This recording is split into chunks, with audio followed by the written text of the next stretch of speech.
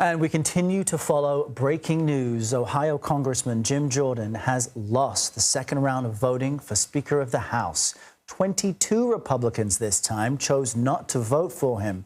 We understand the House is now in recess. CBS News congressional correspondent Nikole Killion joins us to explain what just happened. Nikole, more Republicans left him than supported him yesterday.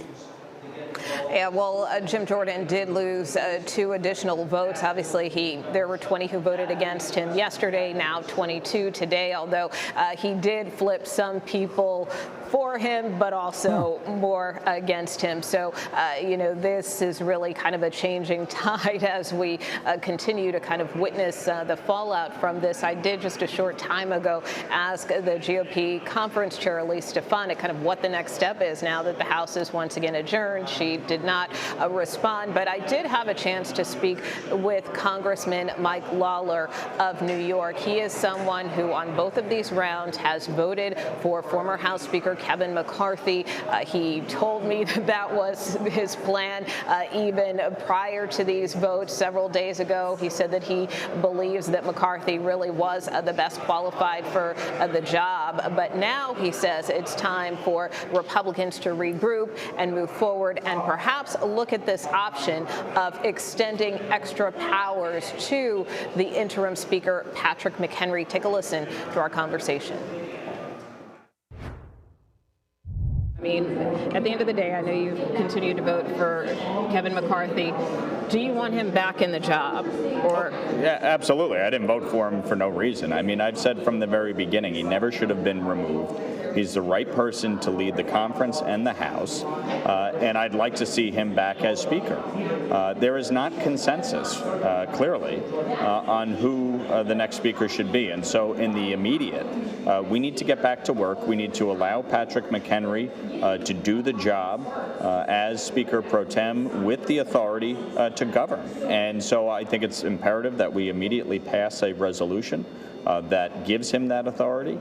And continue to work through this process as a conference. I don't think having more floor votes really is going to solve the problem here. I mean, is there a proposal that you back over the other? I know you have Congressman David Joyce, who may file a motion today. I know Congressman Kelly also has another motion. I mean, is there? I would support Dave Joyce's resolution. I think it gives us the time and the ability to do what we need to do in terms of moving legislation on the floor, dealing with the challenges of the American people, and giving us the time to come together as a conference and nominate a speaker and elect them on the floor, which is obviously critically important.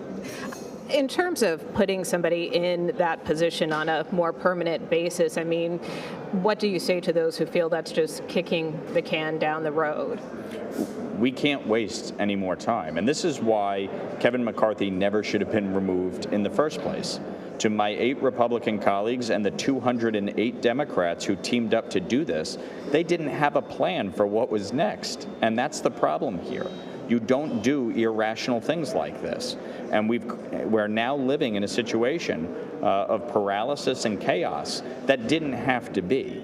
And so I think it's incumbent on the 208 Democrats and the 8 Republicans to look themselves in the mirror and realize that the chaos that has ensued is a result of their action to vacate the chair. Democrats don't get to wash their hands of this and say, oh, no, not us. They voted for it. But they also say McCarthy threw them under the bus, especially after that, vote with respect to, not only the debt limit deal, but in terms of funding the government. But in terms of funding the government, Look, I mean, with all due respect, Kevin McCarthy put a bipartisan CR on the floor, and it passed overwhelmingly, as it should have. Hakeem Jeffries, the Democratic leader, was running ads attacking me in the lead up to that. All right, so everybody's got to put their big boy pants on here and stop with the hurt feelings, and let's actually focus on the task. If you're going to remove the Speaker of the House because he said something mean on TV, I mean, give me a break. That's pathetic. So reality needs to hit everybody here that we now are in a situation where the House is paralyzed. We're in chaos because of these folks who voted to vacate the chair. So you don't get to wash your hands of it when you created this mess. Is there any scenario where you see Kevin McCarthy getting back into the job, or have we just gone too far down the path that he could ever come back, given those 8 who voted to oust him? Look, I think anything is possible given this situation. I mean, do you know if there are any conversations with those 8 to try to, because I know the argument is, well, I just know that. I think it is important for everybody to understand. We are now at a place where there is not somebody who is getting 217 votes. Jim Jordan does not have the votes. Steve Scalise did not have the votes. And so everyone's going to have to recognize that we have to come to a consensus and get back to governing. In the immediate, I think it's imperative that we empower Patrick McHenry to serve in that capacity, but we're going to have to come to consensus. All right, we'll let you go. Thank you so much for stopping. Really. I want to just pick up on that point in that last question that I asked Lawler about whether or not there were any conversations being had with these 8 Republicans, because the argument that many Republicans make is that, look, 96% of our conference backed Kevin McCarthy. It's these 4%. And if you think about math, because everything we're talking about up here has to do with math, wouldn't it potentially be easier to flip some of those 8 versus 22 who have now voted against Jordan? So I think that is one dynamic to watch, even though McCarthy has said many times that, you know, he doesn't want to be nominated again. He's not putting his hat in the, in the ring. But at the same token, he did at one point a few weeks ago kind of crack that door open that if the conference were to renominate him, he'd be open to it. So not saying that that is an option going forward, but it is one to watch. It seems like it could be one on the table for now. In the more immediate, though, there seems to be growing consensus and momentum that it's time to move forward with McHenry. I also talked to Congressman Mike Lawler a short time ago as well, off camera. He is someone who has also been mentioned as a possible consensus candidate. He's from Wisconsin. He's been working on this select committee with respect to China, very big national security hawk, but he told me he doesn't want the job. And so even though people are throwing his name out there, because I know we hear a different name every day, he confirmed that he has no interest. And he really made an interesting analogy saying, there are so many fires right now that are going on, and that, we as a Republican conference are like firemen in the firehouse trying to put out these fires, but yet we can't figure out who's going to run shotgun. And that really kind of, I think, encapsulates the dilemma that Republicans are in right now. Errol? Yeah, Nikole, Republicans characterize this as chaos in their caucus, and we're just watching it play out in so many ways, as you, with that great interview with Congressman Lawler, who is a relatively junior congressman, but feels that he doesn't need to be beholden to anyone there already on Capitol Hill. And with McCarthy, of course, saying he's not interested, I get frustrated anytime someone tries to have me do math, but you're right. The math makes more sense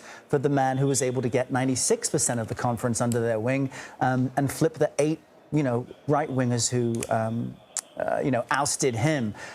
Well, boy, I guess the only question left for me to ask you, Nikole, is when might this next round of voting begin? Well, I think that remains to be seen. Our understanding is that Republicans are regrouping right now, that they are meeting. And, once again, I suspect they will be discussing a path forward.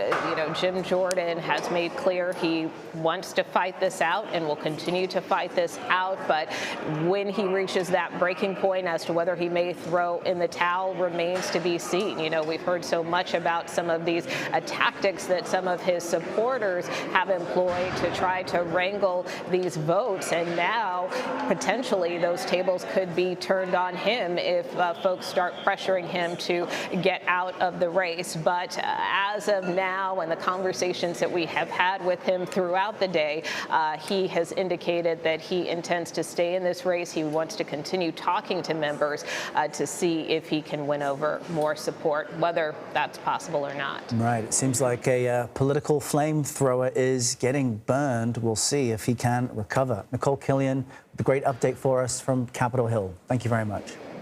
You bet.